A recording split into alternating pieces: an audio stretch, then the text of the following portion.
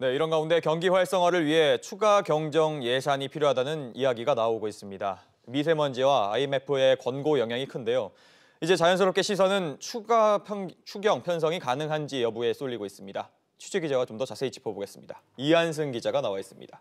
자, 이 기자. 네. 정부는 당초 이 추가 경정 편성에 부정적인 입장이었죠? 네, 최근 문재인 대통령이 추경을 편성해서라도 이 미세먼지 문제를 해결해라 이렇게 지시를 했는데 그때만 해도 정부는 예비비 지출로 감당할 수 있다는 입장이었습니다. 예. 하지만 어제 IMF가 우리 정부가 9조 원 가량의 추경을 편성해야 이 올해 성장률 목표치인 2.6에서 2.7%를 달성할 수 있을 것이다 이렇게 밝히면서 정부의 입장도 미묘하게 변했는데요. 어떻게 바뀌었는지 직접 들어보시겠습니다. 예.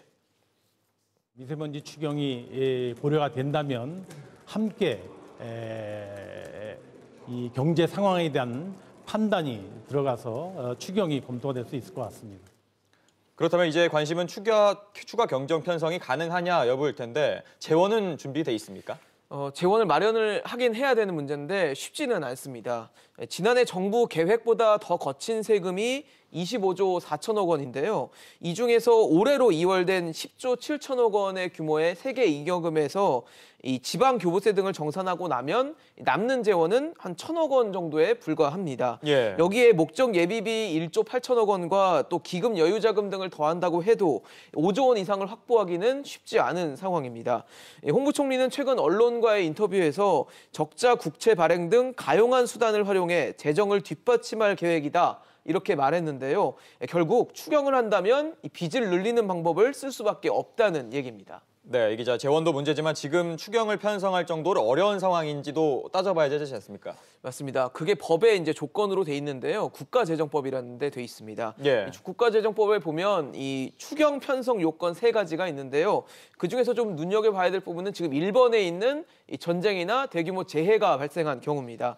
당초에는 이 미세먼지가 재난 요건에는 포함되지 않아서 이를 통한 추경은 좀 어렵다는 시각들이 있었습니다. 하지만 오늘 미세먼지를 사회 재난에 포함하는 개정안이 의결이 되면서 이 미세먼지 문제 해결을 이유로 이 추경을 편성하는 것도 가능해질 전망입니다. 네, 그런데도 IMF 판단은 어떻게든 추경을 편성해야 된다 이런 거죠? 네, IMF가 진단한 추경 규모는 GDP의 0.5% 그러니까 약 9조 원 규모인데요. 네. 최근 경제 상황들을 봤을 때 이 추경이 필요하다는 주장이 힘을 얻고 있습니다. 오늘 발표된 고용 상황도 마치 개선된 것처럼 보이지만 결국은 정부 재정을 통해서 노인 일자리를 늘렸기 때문에 나타난 효과라는 분석이 많기 때문에 여전히 고용 상황은 좋지 않다는 평가가 주를 이루고 있고요. 수출 역시 지난해 12월 이후 감소세를 면하지 못하고 있습니다. 즉, 이 성장률을 견인할 수 있는 요소들이 많지 않기 때문에 정부의 추경 편성에 이목이 쏠리고 있습니다. 네, 알겠습니다. 이 기자 얘기 잘 들었습니다.